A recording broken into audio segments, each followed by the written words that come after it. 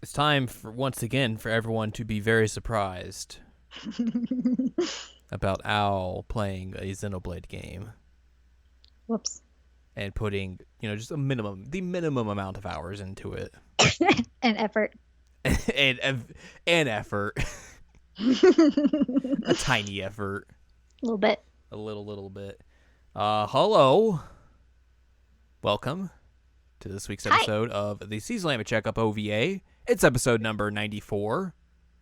I'm Jared, joined as always by Miss Xenoblade, the Xenoblade lover, the 300-hour club. Yep. Doc Owl and Lady M's here. Hello. And this is a podcast where we have conversations about video games, anime, and manga. Mhm. And we're going to talk about some video games today. We are. Last week we went into the grab bag. This week we don't necessarily have to pull it out because not a lot of grabbing and bagging. But That's good because I'm sitting on it. yeah, there you go. But it was a lot of me talking last week about stuff I played. So I feel like it is very apropos of us to let you lead discussion this week on something you played. Mm-hmm. So that's what we're gonna do. Also, the day that we recorded last week's episode, I believe, right? Sounds about right. Was when the Nintendo Switch Online stuff came out. So we're gonna briefly kind of touch on that a bit and give some thoughts and opinions on that stuff. But mostly this will be a Xenoblade 2 DLC podcast. Torna, the Golden Country. Yeah, that. That's the name of it. Have we talked about the other DLCs at all? I can touch on it. Okay. I'm not exactly sure if we have, but I mean, if we have, we could just briefly go over it. If we haven't, it's there that we talked about it. That's my executive decision. Peace. Stamped. As I slam my desk. God, I slammed my fist and it wasn't much better, so. We did talk about the battle challenge, but we can talk about some of the other stuff. Okay. All right, well, let's begin with some online stuff. So the Switch Online stuff is now behind a paywall. It is. It is. $20 a year for regular old people, $35 a year if you want to get in on a family plan, which that's kind of probably the smart way to do that. Get a bunch of friends together, do a family plan, considering you don't have to be on the same console to do that. You can be pretty much everywhere, which is what we're doing. Yep.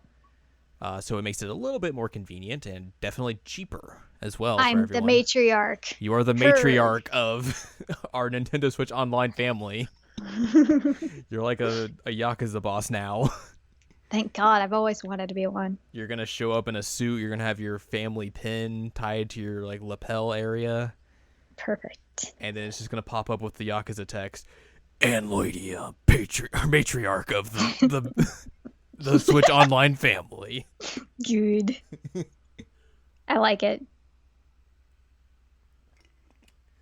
But yeah, I mean, we've talked about this, in the past. It's still weird that they are bringing out a paid online service about a year and a half after the console launched. Yeah. Meaning that, it was free up until now, and now it's not free, so it's strange. I don't think there's any ifs, ands, or buts about that, so. But I guess other than that, the online still is pretty much the same online that you had been experiencing with the free version. There's just a little bit more stuff you get now with the paid stuff. Yeah. So pretty much we talked about this last week where, they put out 5 pillars of what their online service is in the Nintendo Direct, where online play, that's one of them. Pretty big thing to have. A little bit. They're bringing out some NES games. You can have cloud saves. The smartphone app's still a thing. And you'll be able to get special offers, which luckily do extend to everyone in the the family plans. which that was a bit confusing because people were like, well, does it mean like only the head person of the family gets all these deals and everyone else is kind of just left out to dry, or does everyone kind of get them? And basically kind of a few days afterwards, like there's an FAQ clarification on by Nintendo, like, yeah, you if you're in a family plan, you get everything. You just can't like use it once on an account and then go to like an individual plan and get it again. Like that's just not how some of those will work. But yeah. And then also Nintendo kind of got in some hot water because there's some wording about their cloud saves where it seemed as if you lapsed your membership, all your cloud saves are just like gone. Ooh. But I think they just came out today and were like, yeah, we're going to let you at least have like a buffer period now. Okay, good. So in case you your subscription lapse, you'll have at least some time. I didn't necessarily like click through and read exactly what that time is or if they've actually determined it, but at least there is something now. Yeah, that'd be good because like if somebody accidentally forgets like, oh hey, my subscription is supposed to be renewed, and then like just don't do it, then like, oh good, all my saves are gone. Yeah. Radical.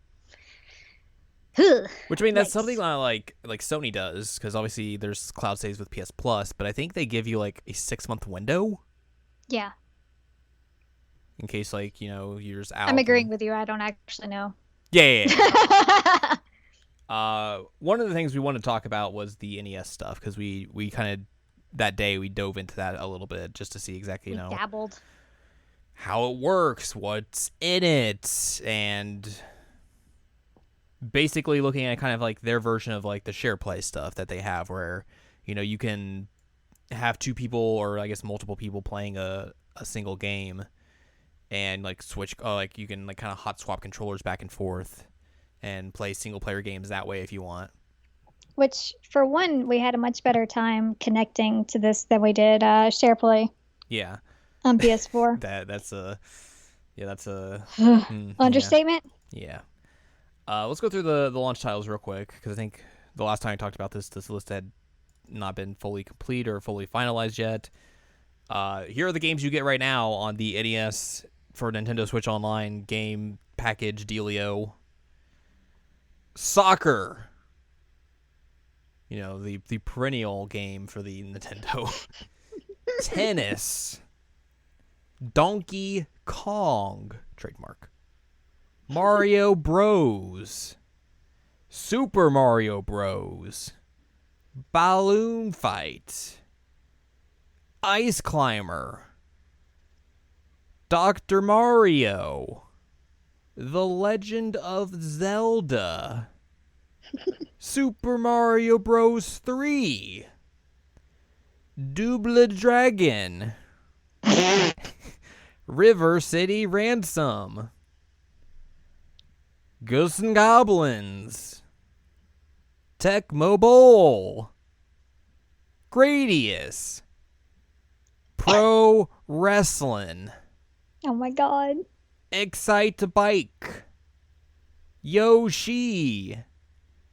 Ice Hockey. Baseball. That is your 20 games you get. And those games are baseball. Oh, that is a baseball. Those games are the same across the English online stuff and the Japanese online stuff. Which, if you haven't heard about this yet, if you've made a Japanese account for your Switch, which it's fairly easy to do, you can go download their version of this, the Famicom games for Nintendo Switch Online. And if you have a paid membership on just like your primary account, so like say your English account, you can go into the Japanese version of this and play all the games that way, which has some like interesting differences. Like their version of Legend of Zelda is the Famicom Disk System version, which is a little bit interesting. So you get like the better sound quality, you get some load times, all that sorts of stuff. So I think that's a very like a cool difference, and the fact that you're able to just kind of play those as long as you just have an online membership is pretty rad. But like I said, like right now there's no differences in between like the titles that they have. It's all the same across the board. Just, which is good. One's going to be in English, one's going to be in Japanese. Makes a difference. Yeah.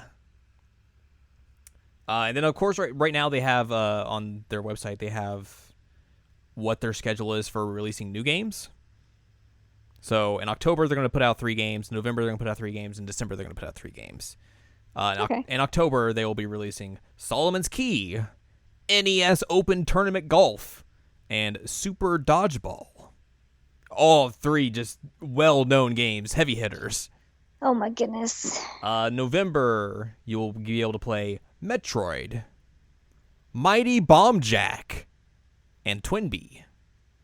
You know what we really need? What? Zelda 2. That's you are not wrong in the slightest. And then in December, you'll be able to play Wario's Woods, which you can tell is a very late game NES release because it has an ESRB rating on the cover. Oh my god. Ninja Gaiden and Adventures of Lolo. And then at the bottom, we'll update the schedule of games for 2019 once they've been selected. Yay. But yeah, we played a little bit of some games on here. We played some pro wrestling. Which was basically me screeching, what am I doing the whole time? And then like somehow winning. Mm-hmm. I just was like repeatedly punching you in the face, hoping that something good would happen. You were punching me in the face and dumping me on my head, which is pretty much welcome to Japanese pro wrestling. And then we played through The Legend of Zelda. Well, we played through some of it. We haven't beat it, but we basically we got through the first 3 dungeons, and then we got through 4, but we haven't beat the boss of 4. Yeah. We basically kind of like did this like, hey, you die, we swap who has control of the game. Basically like how you would do in the olden days when you were playing single players. Yeah. Just switch the controller. There you go, yeah. And that stuff all works pretty well, it seems. Like there was a few hiccups here and there where like the connection kind of got a little bit unstable, so like the controlling the game got really, really wonky for a hot second. But, But that was rare. Yeah, like it only happened a couple of times, and we were playing for a couple of hours, so it, for the most part, it worked really stable, and was an interesting. It's a fun way to be able to kind of play single player games together with people, and it's cool that they have that, and also you get the little cursor and you can clap for people, and like that you can like hear like, hey, you should go over here or go over here and all that sorts of stuff, and of course like if it's like 2-player games, it's just like. It's online multiplayer. Right. So that's something that's really cool. I think it's neat to play Zelda like with the both of us because, again, I had to like reorient myself with the map and remember like what things were where. But because you're not like as attuned to original Legend of Zelda as let's say like Link to the Past. Link to the Past. Yeah. Right. So. It's my first Zelda game that I played, but I'm not as good at it, and I don't know it as well. Like I know it, and that was evidenced by like some of the things that I told you to do before we even hit the first dungeon. But I'm just not as good. Right. And like I only played through that game like last year. So like I am not that knowledgeable about it either. So yeah. But it's fun so far. Like I want to definitely go through like finish that. I would definitely like to go through like I would like to play through Super Mario Brothers. Do that 2-player. Because I've never beat Super Mario Brothers, like legit. Really? Yeah. Wow. I want to do that with like Mario 3. Because like the last time I played that game, I didn't have a great time. Oh yeah, we should definitely play that together then. And definitely just like some of the other stuff on here, like Double Dragon, Dr. Mario, Excite Bike. we could attempt to try and get through Ghosts and Goblins, but that would probably be real bad. Oh, probably. But yeah, like there's some River City Ransom would be another good one to do. There you go. Like there's definitely some options on here of like stuff that are good for like multiple people to play. And obviously, there's some good single player stuff in here as well. But yeah, it's a very interesting selection of stuff. Like obviously this isn't like the be all end all of like, oh, you want 20 titles for the NES. Here's the top 20 titles ever released. Like that is definitely not the case here, but there's good stuff here. Yeah. For what it is. We haven't used the phone app though. We just use Skype. Yeah, like we're never gonna use the phone app. The only No, time I used the phone app was when like was playing Splatoon, and it was like it let you order stuff, like order clothes and stuff. I don't even think I still have it downloaded. Yeah, I mean I don't blame Oh you. no, I do. I do have it downloaded still. Wow. Wow, Wow. wow. I'm surprised. There you go. Why are you here? Anyway, You know, just in case. I guess in case I want to do some voice chatting. All that voice chat. Wow. So yeah, that's kind of like the experience so far with the Switch Online stuff. Like, I mean, obviously online plays we've done that for the last year and a half, so like we kind of already know what that is. Right. Like that's not a big deal, but like the NES stuff is kind of like the biggest new Selling feature points. about this. Yeah. Yeah. It's neat, and I really liked playing Zelda that way, even if we did both suck at it really bad. Yeah. I really hope they put out stuff like Zelda 2 and like Mario Brothers 2, because like those are games I definitely like, especially Zelda 2. That would be definitely something I'd want to play with you, Yeah, same. because that game is real rad. I agree. And also just like Mario Brothers 2, I've never really dug that deep into. I've I played it a love Mario little bit, Brothers but too. No, I've never man. like went through the entirety of it. Okay, so this is gonna be a little off topic, but I just want to say real quick, Mhm. Mario Brothers 2 was so cool for me as like a little kid, as a little kid who was a girl, Yeah. because it gave me a playable Princess Toadstool, and I was like, oh, this is cool. I get to play as the girl. And so like it meant a lot to me because I was excited to be able to play this as somebody who I guess looked like me per se. Mhm. And that was really rare at that point, so I liked it. It meant a lot to me as a kid, so I played it a lot as a kid, like a gross amount. It's probably my most played Mario game on NES. Huh. Yeah. I hope like if they're able to do like if they're able to emulate disk system stuff, like why Mhm. not put out original Mario Brothers 2 like over here? Ooh. Because that game obviously doesn't have like any real Japanese in it, so like it would be fine. It would Mm. just And I think they put it on like the SNES re-releases of stuff. they did, but those were like they weren't the NES versions per se. No, but I'm saying like Yeah, they've there put is that out precedent before. that it Yeah. has been out. So like it's possible. It's I'm gonna go on record and say original Mario Bros. 2 on the Famicom Disk System is the best looking Mario game on the NES. Because I think like the way they're able to use the disk system with that game and just like how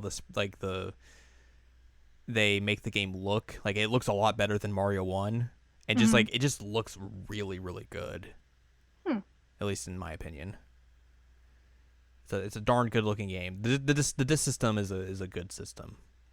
Criminally underrated. But yeah, like I would hope they would do something like that. Just like release some, I guess, quasi unreleased in the U.S. stuff that they That'd could be cool. that they wouldn't have to do like a lot of translation work to or stuff like that. Hmm. So yeah, that is the NES stuff on the Nintendo Switch Online service. Yay! We'll probably talk about more of it sometime. Maybe With when like we finish playing Zelda and co-op. yeah, and just like other stuff we play in co-op as well. Yeah. All right, well let's dive into the main event of this podcast. Well, before I go spoilery, we were talking about the DLC packs and what's been out. Mm-hmm. And so this isn't really spoilery stuff that I'm going to discuss, and then I will let you know. But yeah, Xenoblade DLC. There's been a lot of it. Mm-hmm. A lot of it. It's Mm-hmm. been great. For the most part, like what it's been is like small releases, like new quests. Like some of the quests are great because they're good for like you'll finish the quest and then it'll open up a merc quest that you can do, and it will give you a lot more like bond with your blades. Mm-hmm. So that's helpful. There's a lot of quests with like really helpful items that you'll need. Like there's one that came out really recently that has like a love potion, and essentially you use it as an item on your characters, and it does like a massive bond with your blade. So I would completely used that over and over and over anytime I got a new blade to just max out the chart. It was radical. And it was also really easy to make. Um, Obviously, like one of the big things was they added New Game Plus and they added like different difficulties. Mm-hmm. They did the battle thing that we've already talked about a bit. They added some new blades, like outside of the Yeah, challenges. so we got Poppy Buster, which is like a mech version of Poppy, which is freaking cool. Poppy Buster is awesome. We've talked about Shulk and Fiora being in there. We have Mm-hmm. Elma in there now, from Cross, which that battle was really annoying for the record. We have Crossette, who is a new fire blade. She's pretty freaking cool. I use her a lot on Nia. And we had Corvin, who I guess his benefit is that he can use Smash. So if people don't like using Rock on Rex, then you can put Corvin on him and also do Smash. He really loves playing Smash Brothers. He really, really likes playing Smash Brothers. It's just a lot of people were mad that like there wasn't a native blade that you could get on Rex that like had Smash, whereas like other ones did. So you couldn't do like a driver combo on your own. Really not that big of a deal, but now it can be rectified. Corvin's even then not even good on Rex, so don't put him on there. So it's basically just been like minor quests here and there, like go and grab this thing and then we'll give you this, and it's been a lot of helpful items though. But not a whole lot of like story stuff, because they've obviously been there's been like, oh, we're down the line, there's going to be this big story expansion. So like, you know, in between the base game and that, like you're not going to get a whole lot of story stuff. Like we'll sprinkle a little bit here and there through some quests and stuff. But if you want like actual story DLC, that's at the end with the big expansion. Right. Also, I'm trying to remember what's her name? Telos from why am I blanking on it? Why am I blanking? Help me out. The original game. Xenogears. Xenogears, thank you. Telos from Xenogears also is in there for some reason, but so now we have I still don't have Cosmos. Nope. I have gotten to the point where I can grind out like 15 legendary crystals in like 2 minutes. And I still have not gotten Cosmos. It's the worst. It's awful. I used 30 legendary crystals that they gave me in the past like 2 weeks and nothing. Nothing. No Cosmos. That's irritating. So I think I'm going to give up on her. Let yourself be free. Basically. But then Torna Golden Country was finally announced, and if you listen to the E3 episode, there was a lot of screeching from me about it. Like a lot of it. It's just me screeching. Al loves to screech. I do. I'm like Ruby. I screech about things. But it's great because they announced it and like, okay, this is going to be like a backstory. This is going to be 500 years ago. You're going to get some more backstory on the Aegis War. You're going to get some more backstory on Jin. You're going to learn about Laura. And I'm like, okay, good. This is necessary. And it's been released. Mm-hmm. And general thoughts before I get into Spoilerville, it's phenomenal. All right, there's your general thoughts. It's so good. Like they did so many quality of life changes from the original game that I was like, wow, this almost plays like a whole new game. And it was great. The new battle system is fantastic and a lot different from what you're expecting, because you're thinking, okay, well, it's going to be like Driver and Blade, so it shouldn't be that different, but it really is. And so it took me a bit to get used to the new system, but I really enjoyed it. All the new characters are fantastic. They're really fun. They're really interesting. It gives you crazy new dynamics to think about when you're thinking about the original Xenoblade 2 story. that you just wouldn't know without Torna. And it's just fun to go back into the game. And I'm crazy, and I put 35 hours into this. Everybody's level 99. And I have full community, which is a new mechanic on this one. It's more similar to the Xenoblade Chronicles mechanic, where like you would meet people and do quests, and you would have like a social chart thing. Mm-hmm. That's kind of what this one does, is that you meet people, you do quests, and then it shows up in your community, and you can level up your community by helping more people and meeting more people and that kind of thing. So there's 89 total community people that you can meet, and I did all of them. You did. I did all of them. So it was neat that was kind of like an interesting callback to the original Xenoblade. And it was easy to keep track of like who you were supposed to talk to, because there are certain things that you could just like, hey, I'm going to hover over this person. I'll tell you exactly where they are and if they have a quest for you. So it's really nice. Mm-hmm.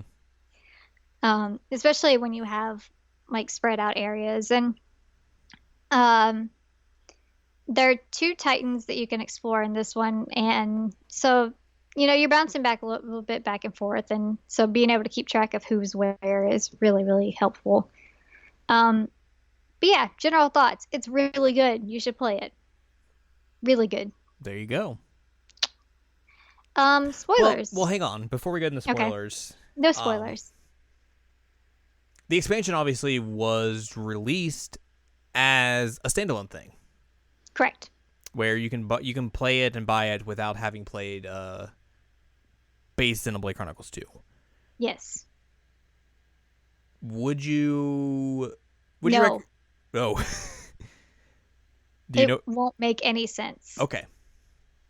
Actually, I had somebody text me last night, and they're like, "Oh, so Torna came out. Do I need to play Torna first and then play Xenoblade 2?" I'm like, "No, do not do that.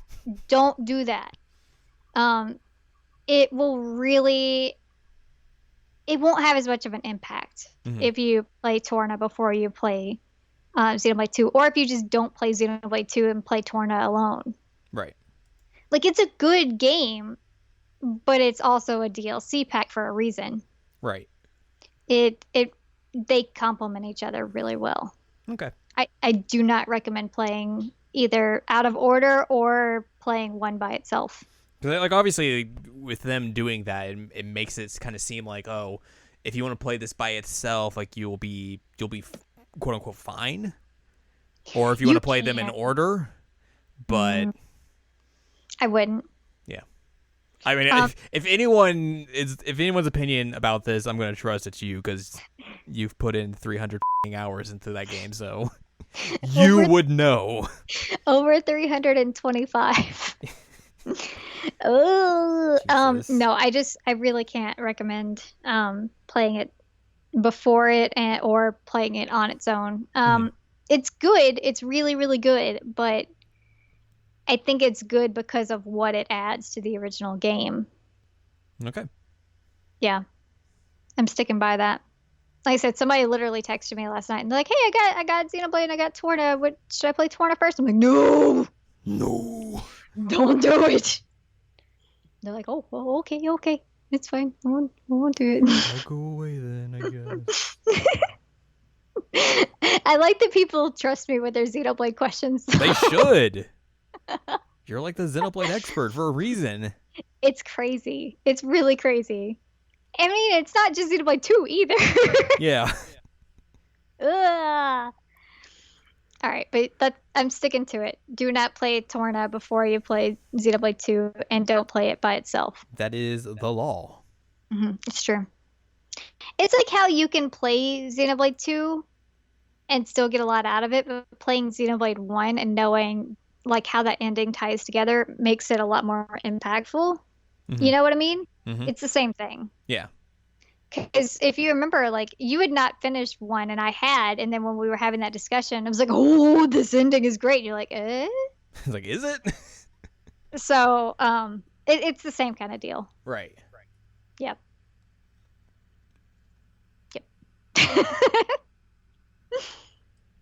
Well, alrighty. You want to get into some spoilers? Yep. I am going to talk about a whole lot of story bits. I'm going to talk about where you go, what you do. I'm going to talk about what it adds to the original game. So if you do not want spoilers, skedaddle. All right, I gotta get out of here. You can hang on to the show yourself, right? Yeah, I can. Leaving me. No.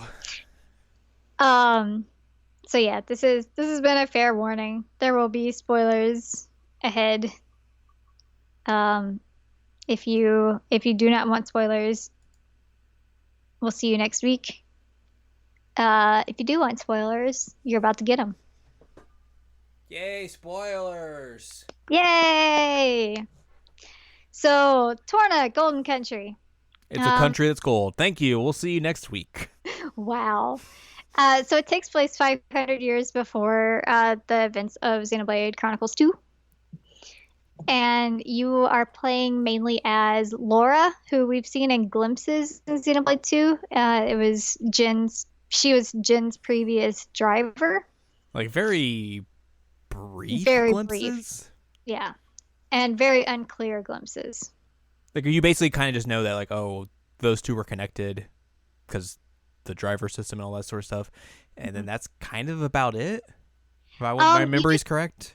You do find out that he is a flesh eater. Mm-hmm. Because you do see him eat her heart. Yeah. You see her die. But outside of that, like it's not a whole lot. Yeah, other than that, it's just hints of like, this is why Jin is the way he is. Right, because of this relationship. And so like, you start off and it's like Jin and Laura, and they're all like super happy and playful and battling minor level 2 things. And you're like, oh, this is nice. So this is what it was like. And Laura is actually a really fantastic character. There's some bits about this relationship that makes me a little squishy. Like I don't like it so much. Because there are definite 1,000% romantic inclinations there. But we find out that Laura is 27. She's been with Jin for the past 16 years? 17 years. I saw that opening of that game like 2 days ago. So that means she was 10 when she awakened him? That's math. It is.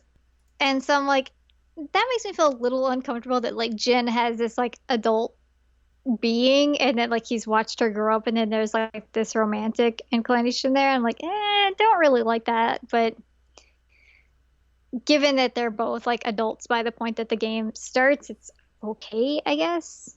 It's weird. It's a little bit weird, yeah. Because we see in the original game how she accidentally touches the core that Jin's in and awakens him, and that Jin ends up like cutting the arm off of a guy who was like threatening to kill her for awakening the crystal that he had stolen. Mm-hmm. So Jin's kind of been her protector for 17 years, and now they're kind of a thing. But it's great because you're walking through all this and they're happy and you get to learn more about their relationship. And they're trying to find Laura's mom. And that's where you start out, is you're trying to find her mom. You come across like burnt out villages, and there's this question of like, oh, was this like an Aegis attack? What happened here? And then you find out, no, it was just a regular attack. People, burned it to the ground. And you hear like this weird sound, and they look around and they find baby Mikhail. He's not a baby. He's like a child, but he's a toddler. He's not a toddler. He's probably like 8. He's a child. He's probably around the same age that Laura was when she awakened Jin. 30 years old. 30 years old. But it's neat because we find out like how Mikhail like became involved with Jin in a way. So they save him and they're like, "Hey, little child, you're alone. Come with us." You're And our child now. we've adopted you. And so it's the same kind of deal as you normally get. We're traveling through a Titan. We're doing quests. We're fighting things, looking for Laura's mom. Come across another village, and there's just like this huge glass-looking crater. And like, oh, this really is from the Aegis. That's not good. And so you kind of get like an idea of what's going on with Aegis stuff. And you also meet Hayes at one point, which we knew Hayes from the original game. I forget what they called her in that form. Hold on, they call her something different. Max, I need that. Thank you. He's like, I'm gonna put my tail on your keyboard. Falanorn is what they call her in the main game, but Hayes is her name here. She's been renamed when she was reawakened. But she's like your healer. She's pals with Laura. Laura is her driver as well. Mm-hmm. There's also a dynamic between the three of them, because Hayes mentions like offhand throughout the game a few times or throughout the pack that she feels a little bit jealous, like because of the relationship between Laura and Jen, because she's like, kind of like a third wheel here. You favor him a whole lot. Right. And Laura's like, no, I wouldn't favor anybody. I don't have favorite children, except for you're my favorite, Jen. It's okay. So that's an interesting idea of like drivers having a preference on their blades. You also run into Adam, who we have mentioned a few times in Xenoblade 2. And Adam has Mithra. Mm-hmm. And they fight us. Like, fight us, you cowards. They do. You're in that crater, that glass crater, and they're just like, all right, I think they call him the Paragon of Torna. And like, we got to take you in, man. We can't just leave you. So they fight, and you beat them because you're supposed to. Because of video games. Right. And like, wow, okay, I respect you now. And Adam is legitimately so wonderful. He reminds me a lot of Zeke, like a lot of Zeke. Mm-hmm. He's kind of got like that goofy Prince personality. But he's less JoJo and more just goofy. Mm-hmm. Because whenever we heard about Adam in Xenoblade 2, I expected like this serious character, and I expected somebody who was, taking their duties seriously all the time, and he's not that. Well, they basically make him like this mythical being in a way. Exactly. Like, he's kind of like a godlike character. Uh-huh. But then, like, when you meet him, you're like, oh, you are not at all like you are a goofwad. He's wonderful and such a good character. I liked Rex a lot, but Adam is really, really good. And so you find out that he is the fourth in line for the Torna throne. Mm-hmm. So, but he's like, I don't want to rule. I'm not interested. I'll pass. They got it handled. And people keep treating him like royalty as you go around. He's like, oh no, please don't do that. I just want to go on my ragtag adventures. But the interesting thing about this is what they do with Mithra. Mm-hmm. Mithra doesn't care anything about humans, like not at all. She's just kind of there. She's like, I got to do my job as the Aegis. I got to, beat out Malos. I don't care about anything going on with you guys. And Jen's like, you're not interested in having like an actual bond with your driver? That's really odd. Like, why would you not care about that? It's one of the most important things. And she's like, no. So I thought that that was a really crazy way that they're introducing her, is that she just does not care. Well, isn't that kind of how they introduce her in like the actual game, where she's just very nonplussed about everything? Like It's different. not to this extent, but she's She's not like she's not super she's not warming up to Pyra. everyone. Yeah. Um, but the way that they present her is in a way that like she doesn't care if she's bonded with anybody, like at Hmm. all. And that's kind of more of like what we see with Jin into, and that he's like, blades are used and humans are awful. Okay. Yeah. And so you get like a kind of reversal here, in Yeah. that that's Mithra's mindset. And Jin's like, what is wrong with you? Why would you not want that? That's You're a important. weirdo. Right. Like it's so crazy to me that that's how they started out. I'm like, all right, I'm interested. Let's get some good Jin characterization here. But it's great because, you are getting this whole dynamic between Jin and Mithra that is completely opposite of what you get in the main game. And I think that's one thing that works so well about Torna, is that like as the game progresses, you can see Jin's mindset changing to the other way. Hmm. And that's really, really good because, at certain points in two, he can feel kind of like generic villainy. Yeah. And so like seeing what led him to this is really good. And the fact that it wasn't just like a drop of the hat, like, oh, he's like this now because of this event. Like you can progressively see him getting to that point. The gradual slow build. Yeah, it's awesome. I really enjoyed it. Um, so anyway, Adam's like, well, I'm bored. I'll help you find your mom. All right. So, forget the fact that we should be doing Aegis stuff. Let's go find her mom. So they end up going to Gormott because they've gotten a hint that she might be there. And I will say right now, the Gormott Titan is so freaking cool in this game because you have like the same music generally as the first game, but it's Hmm. done in like a slightly different way. So, you get the idea that it's the same place but 500 years earlier. It's really freaking cool. And a lot of the same landmarks are there. Um, but some of them are blocked off, or some are just shaped a little bit differently. Right. Yeah. And you go to Torgoth, and you see that Torgoth has also been completely burned. And they're like, oh no, what's happened? These people really like fire.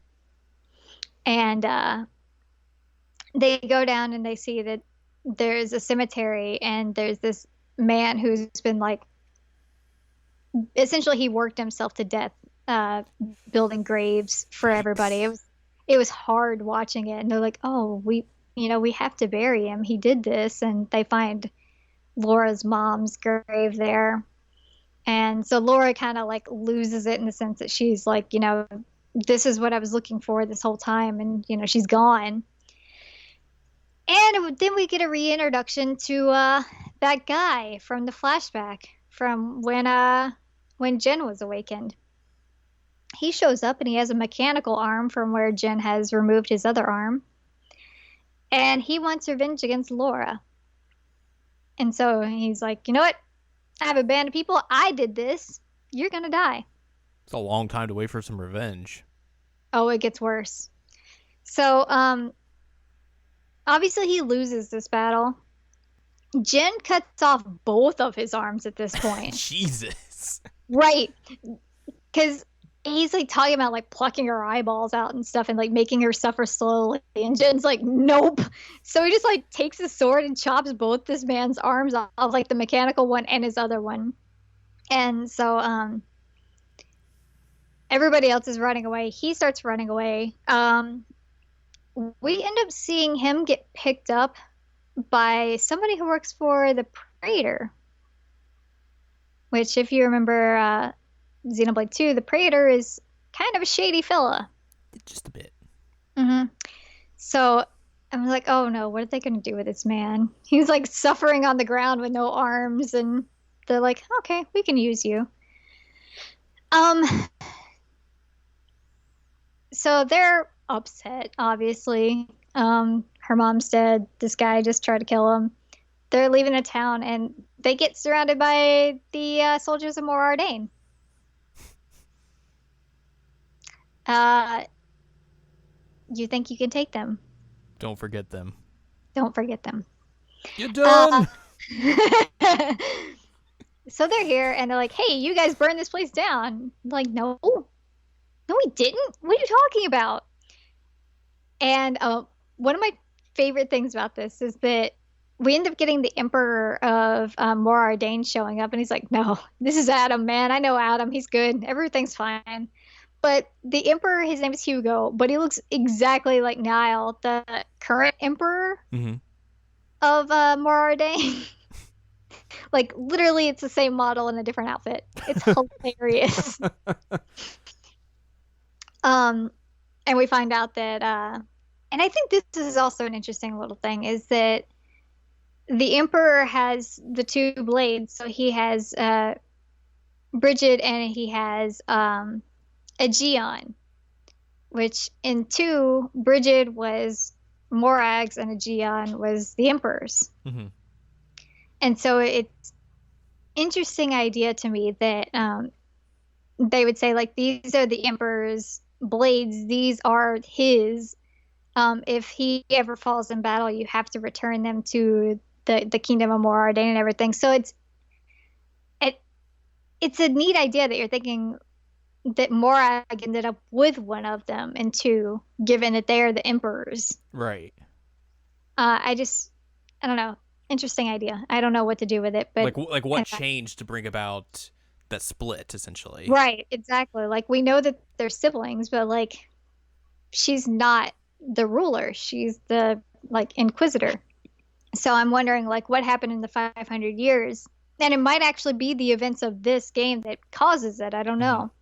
Like, was it just like over time they decide, oh, well, the Emperor doesn't need two. He's fine with one.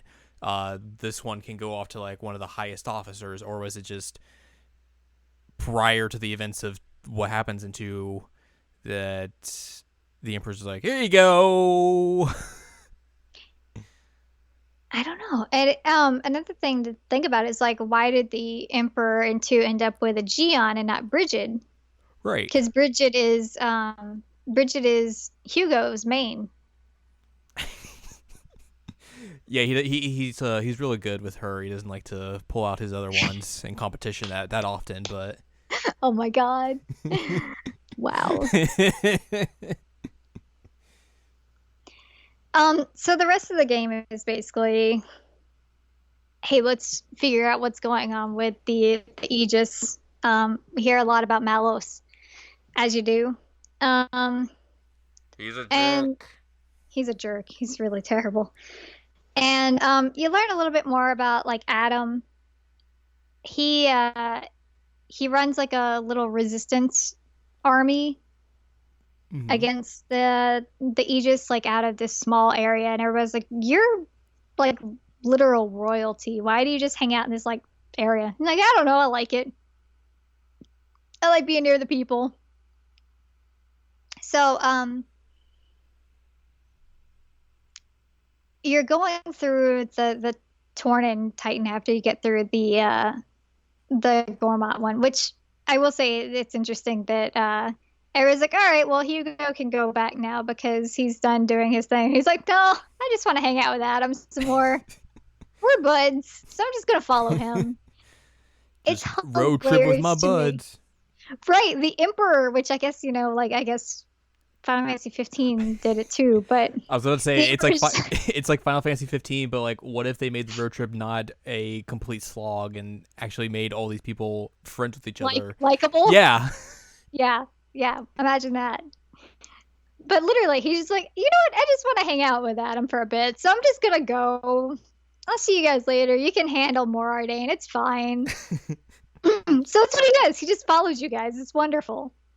And you're traveling to the capital of Torna, and you come across this other village, and this is the first hint with Jin that something's going to happen, other than the fact that we played two. Because we get to this village, and the innkeeper comes out, and he's like, "Oh, Jin, it's been a long time since I've seen you. I was like this tall." And he's like, "I don't know you, sir. I feel uncomfortable." And like, "No, no, no, your house is on the outskirts. You should go check it out." And we got a few flashbacks of this in the main game. And so he takes him to the house where he lived, and he finds the picture of him and his old driver, and he finds his old notebook. And he's reading through the notebook, and he hides it from Laura because he doesn't want her to read it. And it's about the whole idea of like not being separated from your driver, and ideas of being like a flesh eater. And so he's like literally hiding it behind his back so that Laura doesn't see it. And she's looking at the picture and saying, look how happy she was. How could somebody like not be happy with you around? And it's this whole idea of him like not remembering any of that. And Right. that she's saying that obviously your driver cared a lot about you. And he's like, I don't remember her at all. And, that sucks. So, that's your first big oh no moment.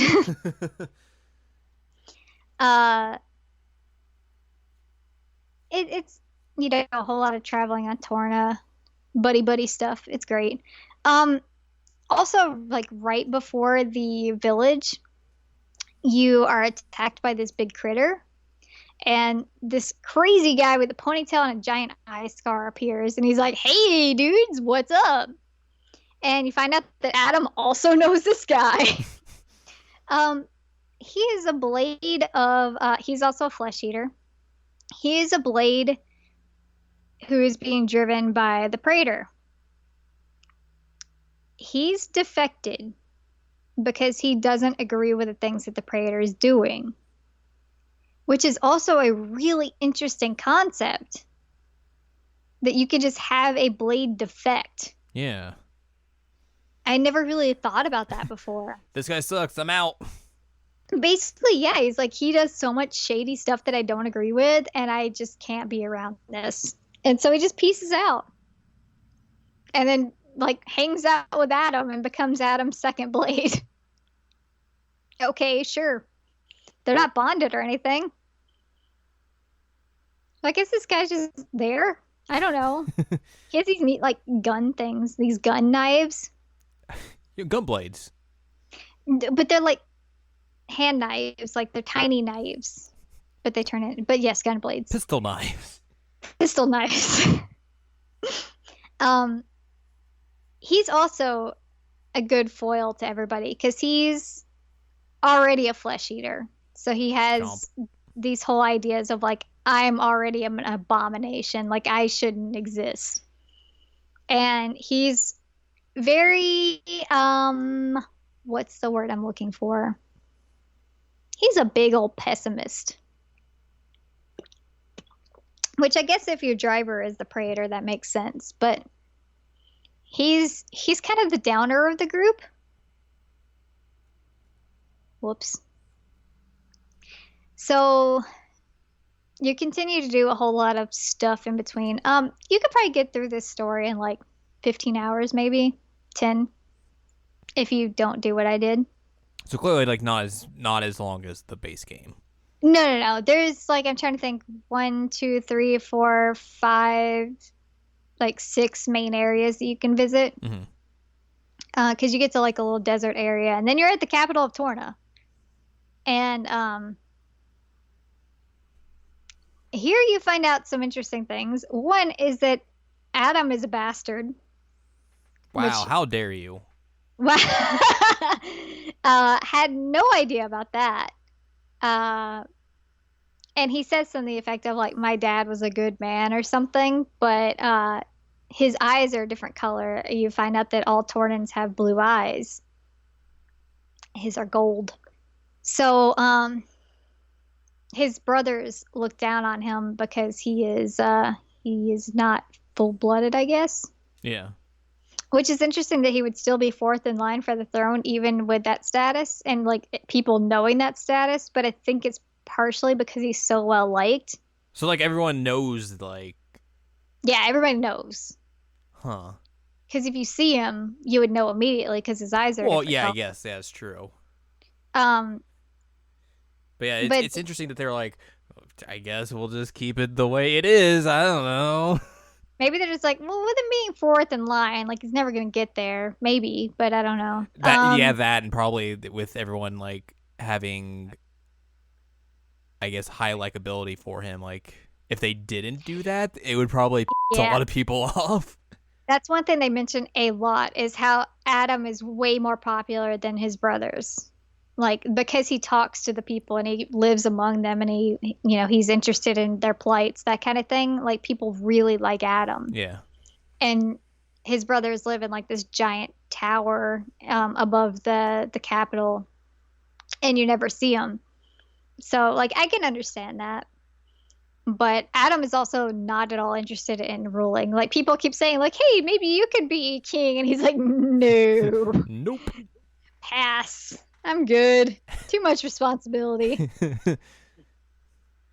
His brothers are really actors because they're his oldest brother, who is the actual king, is okay, I guess, but his second brother is like extremely corrupt and is like actively working against Adam. Mm-hmm. They both got like really long dark hair, which is a huge contrast to Adam, who has short white hair. Yeah. So visually, that's an interesting thing. Um, so you find out that like the Tornan Titan has like a hidden ability that's been sealed away by the royal family because of how destructive it used to be. And so, like, of course, if that's brought up, we're going to use it, right? So, Malos appears and obliterates the capital. Whoops. Yeah, so he's sitting at his little mech guys and they attack the capital and he takes the seal off of the Tornan Titan and he pulls the whole villain thing of like, hey, I'm going to go do this. If you want to stop me, you can do it, but you're not going to be able to. Bye. And Mithra even says something to the effect of like, yeah, I'm his counterpart. He's going to wait for us because he wants it to be a challenge. He doesn't want to just go and do it. Like, oh, okay, cool. Then I'm going to do another 20 hours of side questing. Is that like your, hey, this is the end of the game. Maybe you should go do stuff first. Yeah, you get two of those. You get that heads up, and then you get Like an actual one. An actual one that's like, this is the final boss. You can save. You can also turn around. So one character that I haven't mentioned at all, and I probably should have, is there is a Gormati kid named Milton that follows Adam around. He's kind of like his I don't want to say servant. That's not the right word.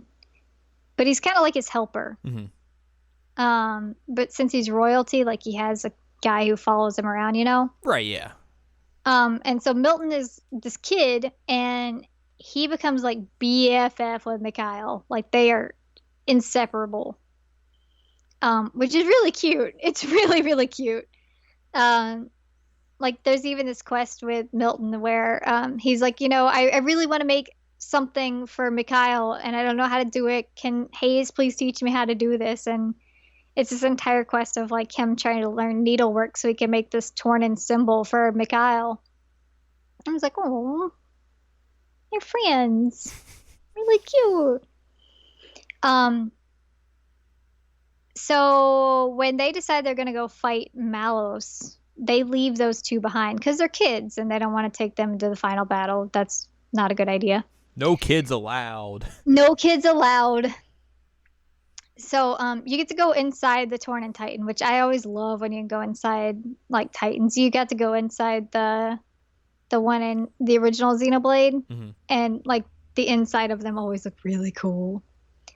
You also get to learn like some of how Azurda, who is Grandpa in 2, how he knows everybody. Oh, huh.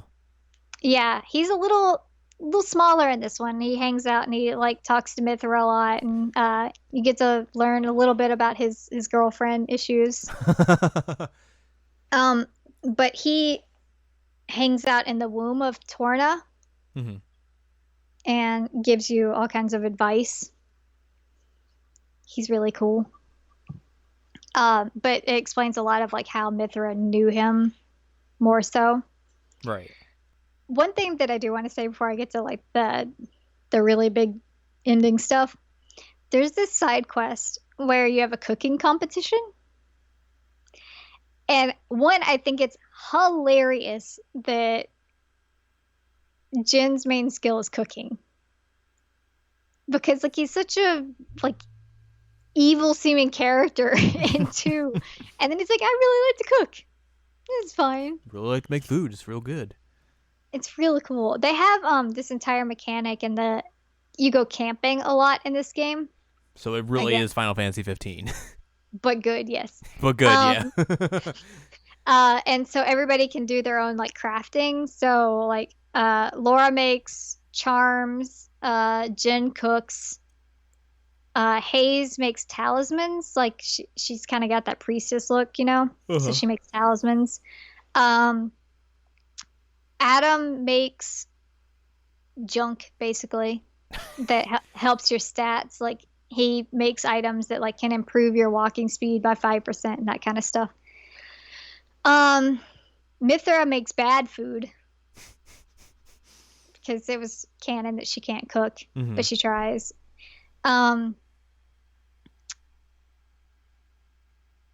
One of the cool things is that I'm blanking on his name, but the other blade for Adam, he writes books.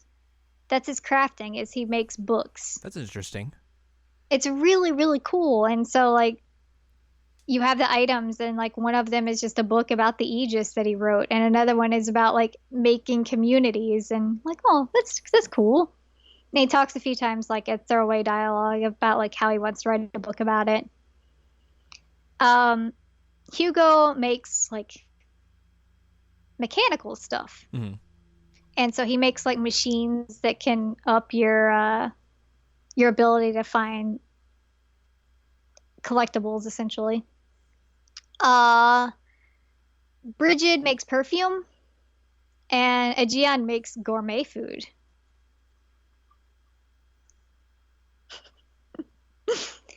But yeah, you have little camping screens where you can do all this crafting.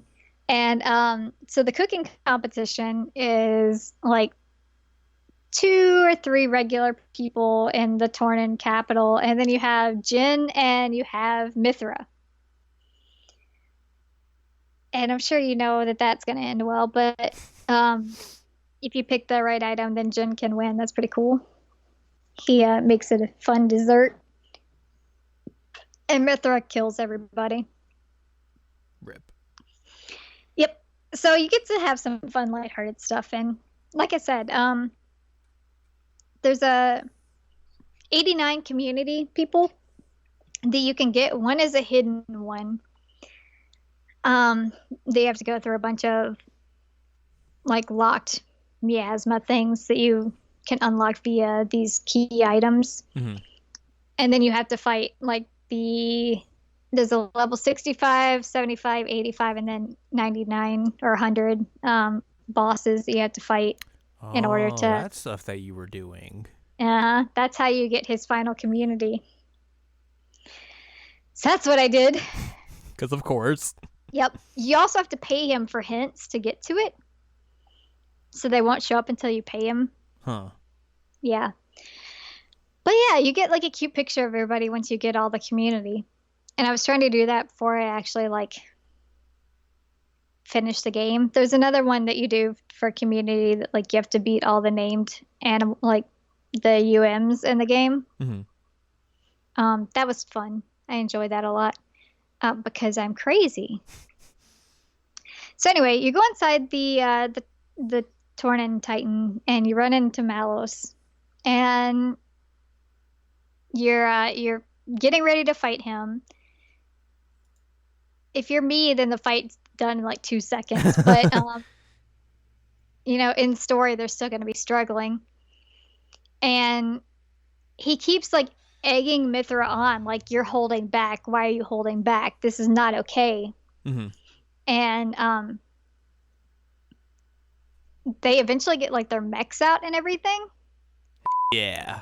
Yeah, it's pretty cool. You have like a mech battle going on. Yeah. But Malice is still like, you are holding back. I am really about this. So what he does is he just like, I told you he attacked the capital earlier. He obliterates it. Oh, that's not good. Yeah, so he kills both royal family people. This is the tragic part. I may or may not have cried. Uh-oh. Remember how they left the kids behind? Yeah. So Milton sees the like wave of destruction coming at them, and he like shields his body around Mikhail.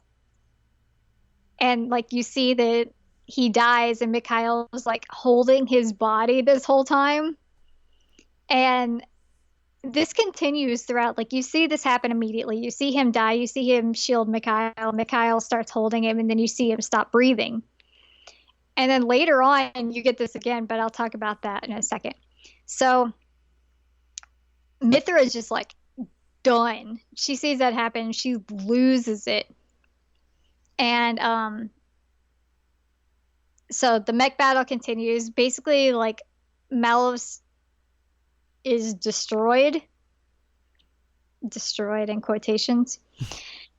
And there's like this explosion that happens, and somebody else guards somebody.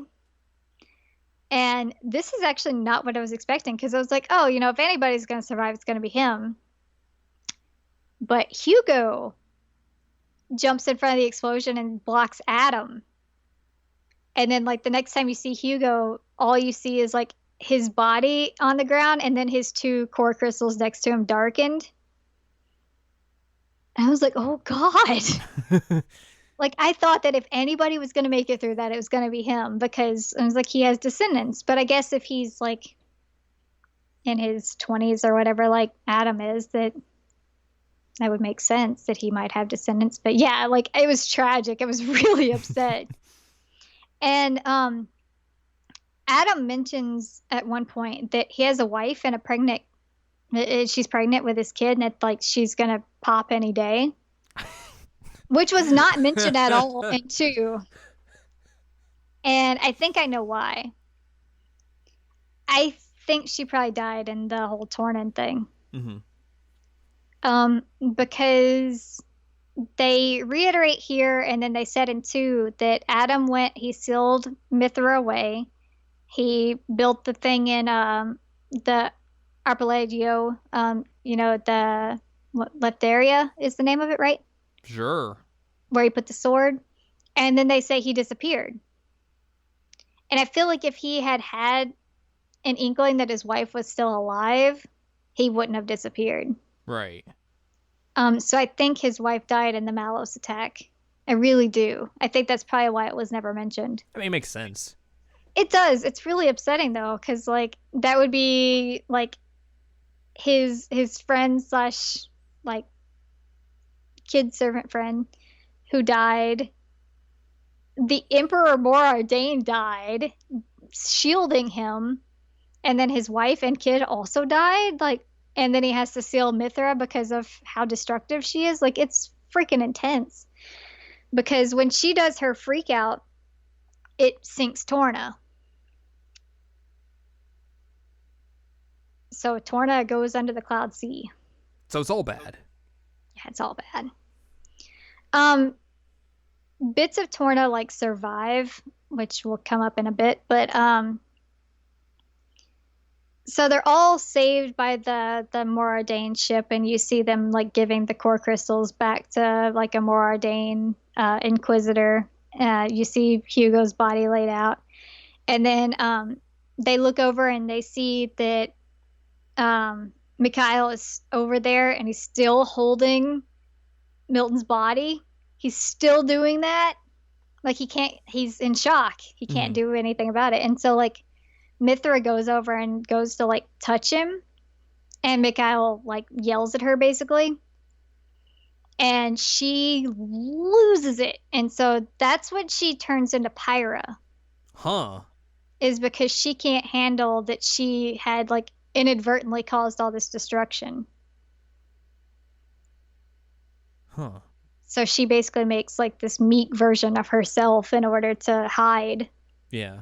So you get all kinds of like scenes of Adam going and stealing the sword, and Pyra's with him, and um Laura and Hayes and Jen are all still together.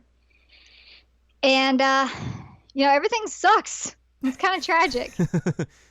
Um there are parts of Torna that are still like above the cloud sea, but for the most part Torna has been sunk. And so there's this scene where and I feel like this one was a little unnecessary. It's like the one part of it that I didn't really like is that after all that, you have a scene with like Jen and Laura and Hayes, and like you hear this really odd voice, and like they stand up and they're looking, and then you see that like there's this huge monstrosity with like a robot arm coming at them.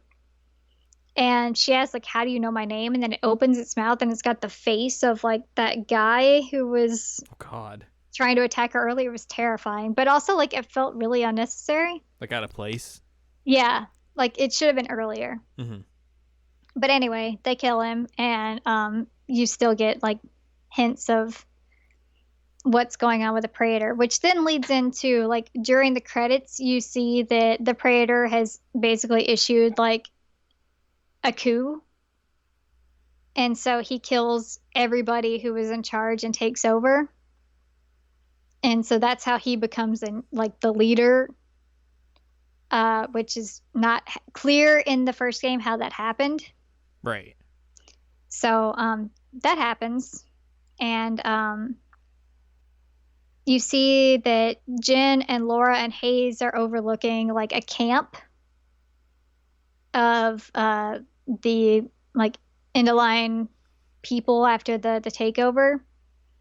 And then we know from the first game from Xenoblade 2 that this is where Laura dies because she's attacked by the camp, and they steal Hayes' crystal after she dies, and this is where Jen becomes a flesh eater and eats her heart. Hmm.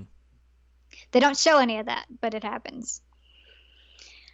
And then the final scene is basically like Jen by himself at like the house with Azurda, and he's leaving a picture of him and Laura behind in the house where the other picture was. And Azurda is basically like, Jen, are you going to be okay? And he's like, I think that next time we see each other, we won't be on the same side. Uh-oh. Yeah. So like you see how broken he gets because of how much he cared about his driver. Yeah.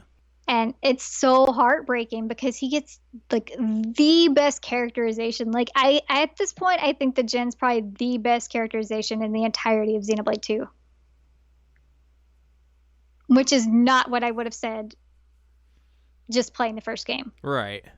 But combining Torna and combining Xenoblade 2 together and seeing like his trajectory is fantastic.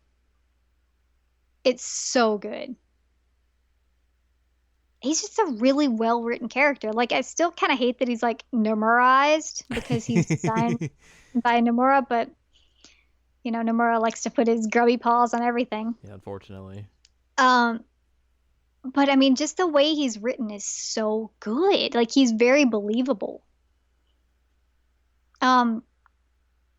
Also one thing that is significant is like the load screen is always his mask at the bottom right, that weird mask that he wears. Right.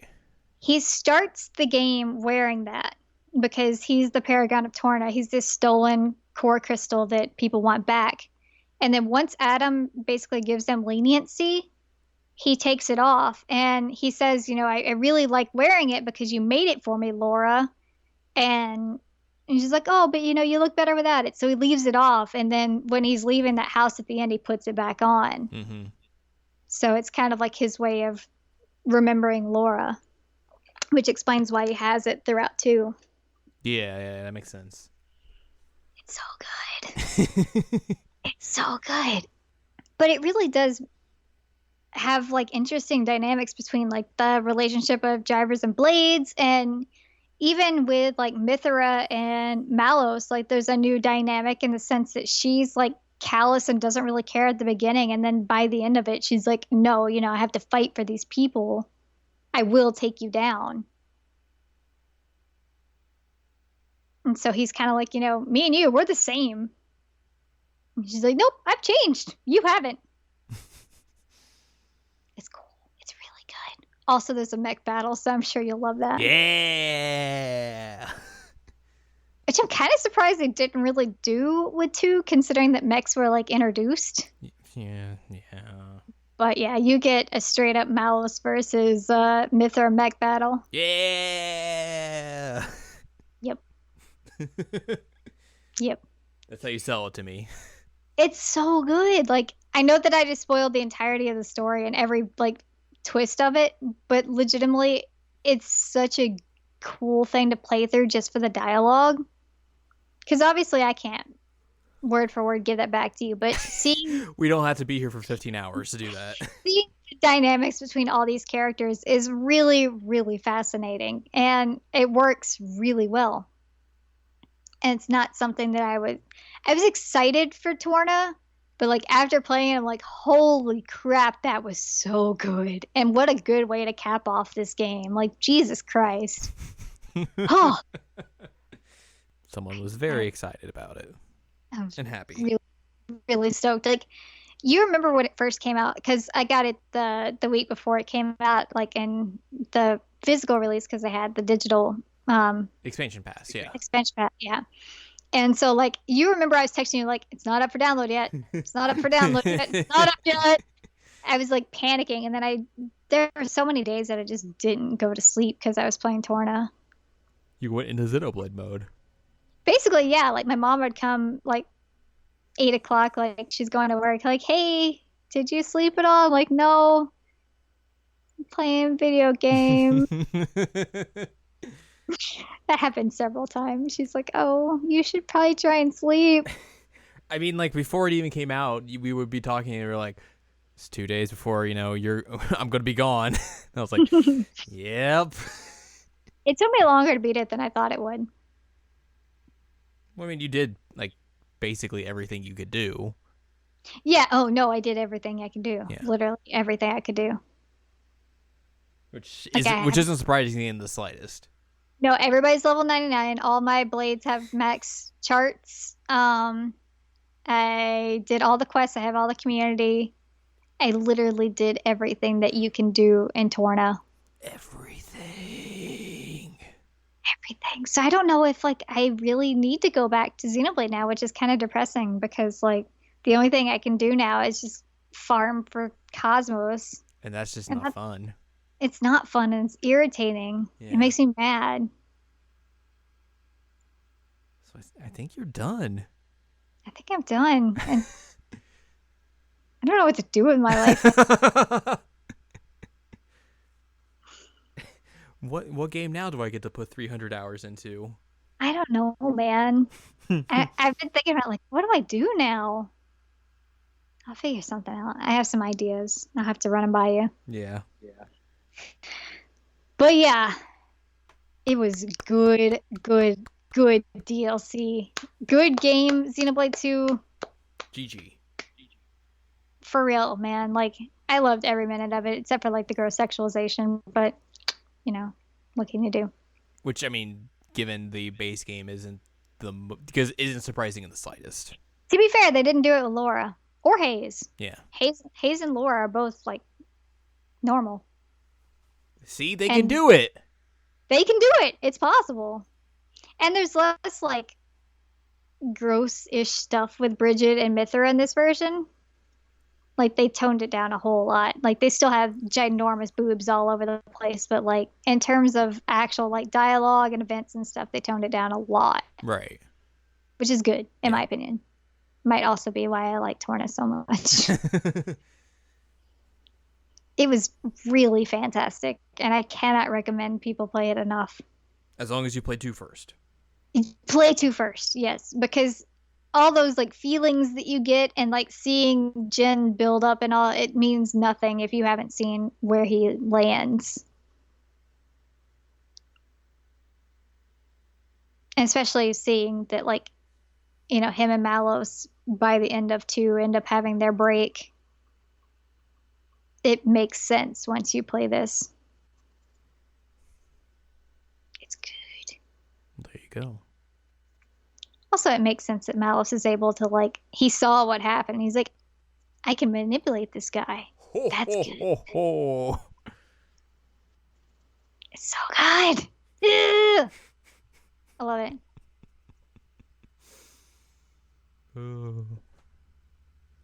Also, one last thing, and then you can close it.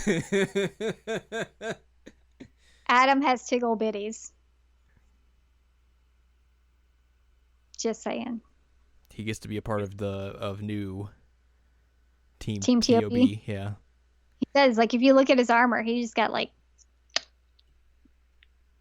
all right, buddy, you've been working on those. It's like 90s wrestling now. We got original Team TOB. We got new Team TOB. We're gonna have new Team TOB soon, probably. Probably. I mean, between Adam and Mithra being on the same team, like that's some TOB business right there.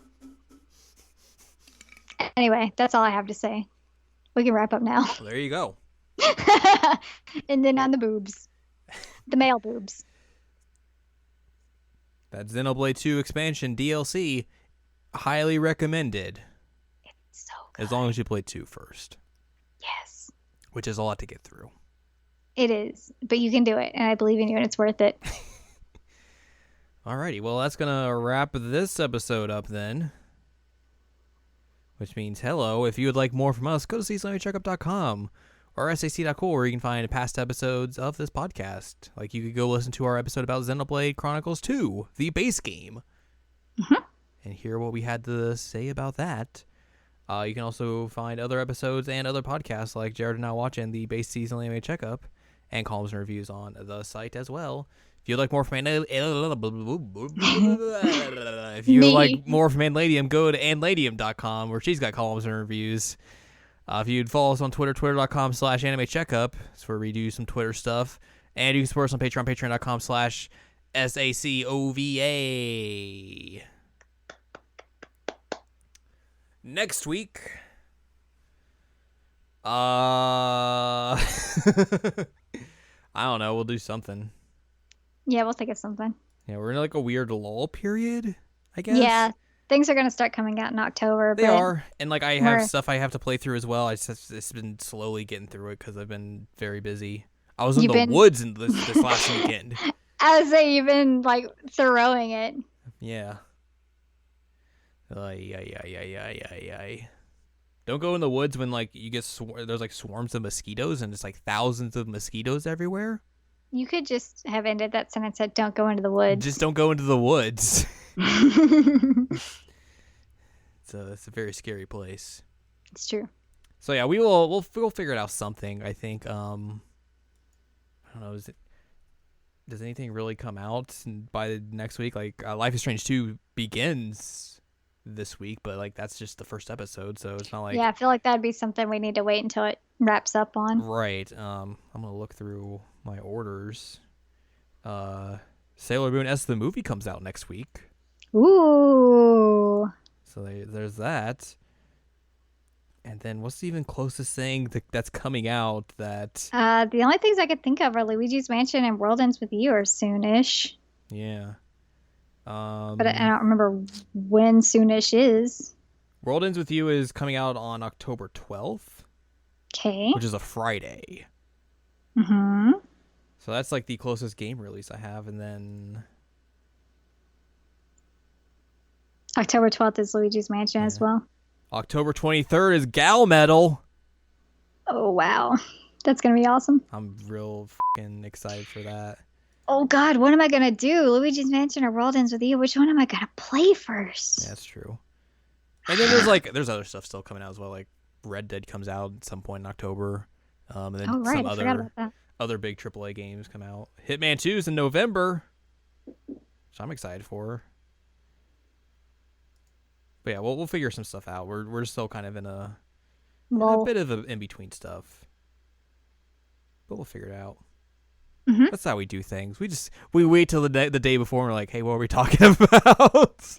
To be fair, we do have like a list as well that we can always go to. We're We like, do. hey, we have a list. Hi Max, do you have a list? He has the biggest list. Anyway, come see us next week. Yeah, we do good stuff. It's true. Hey. Hey. Those are finger guns.